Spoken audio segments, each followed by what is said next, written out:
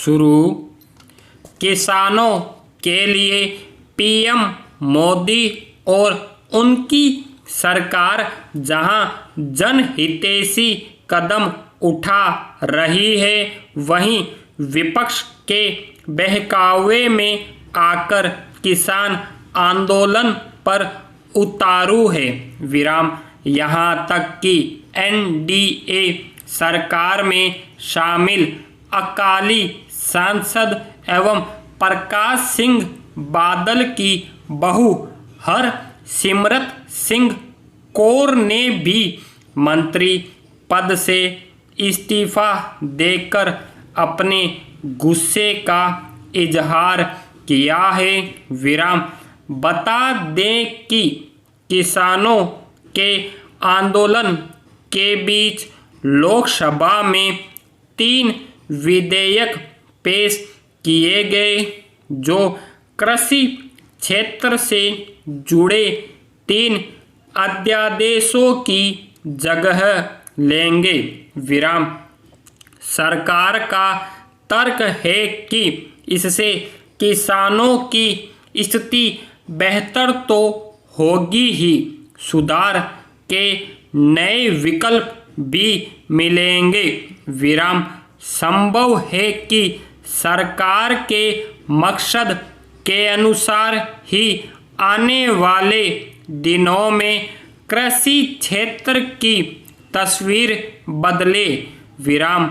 लेकिन जिन कानूनों के प्रभाव में एक बड़ा तबका प्रभावित होने वाला है, उसकी आशंकाओं के समाधान की कोशिश सरकार को पहले ही करना था। विराम। कुछ तो वजह होगी कि कृषि सुधार के दावे के अध्यादेशों के विरोध में देश भर के किसान सड़क पर उतरकर इसे वापस लेने की मांग कर रहे हैं। विराम। राष्ट्रीय किसान महासंघ ने दिल्ली में प्रदर्शन कर इस अध्यादेश को किसान विरोधी बताया। विराम। दूसरी ओर सरकार 3 विधेयकों में दर्ज प्रावधानों को किसानों के हित में बता रही है। विराम। शुक्रवार को बिहार के कोसी नदी पर बने पुल का रिमोट से उद्घाटन करते हुए पीएम मोदी ने कहा कि विपक्ष किसानों को बरगला रहा है। विराम। उन्होंने विपक्ष के साथ ही विरोध करने वाले अपने गठबंधन को लोगों पर भी इशारों में निशाना साधा। विराम। बता दें कि कुछ दिन पहले ही कुरुक्षेत्र के पीपली में बड़ी संख्या में किसानों ने इन अध्यादेशों को लेकर प्रदर्शन किया। विराम। पुलिस ने लाठीचार्ज कर किसानों को खदेड़ा। विराम। इससे किसानों का विरोध और भड़क गया और अब वे सरकार से इसे पूरी तरह वापस लेने की मांग कर रहे हैं। विराम। इन विधेयकों के विरोध में किसानों का कहना है कि इससे बनने वाली नई व्यवस्था में किसान पूरी तरह मजबूर होकर रह जाएंगे। विराम।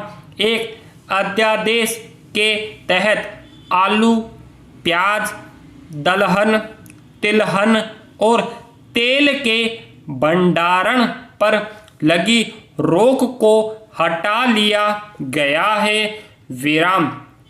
जाहिर तथ्य है कि देश में ज़्यादातर किसानों के पास भंडारण की व्यवस्था नहीं है। विराम।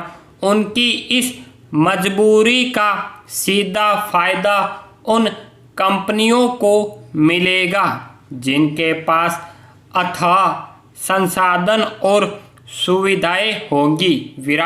वे कृषि उत्पादकों का व्यापक स्तर पर भंडारण करेगी और इसका खामियाजा ग्राहकों को भुगतना पड़ेगा।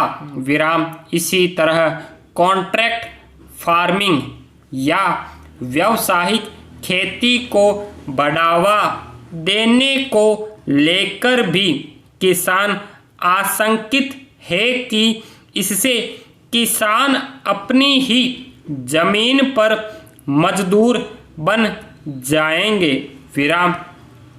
इसके अलावा किसान मंडी से संबंधित नई व्यवस्था लागू होने के बाद खरीद बिक्री का नियंत्रण कॉरपोरेट क्षेत्र और बिचौलियों के हाथों में चला जाएगा।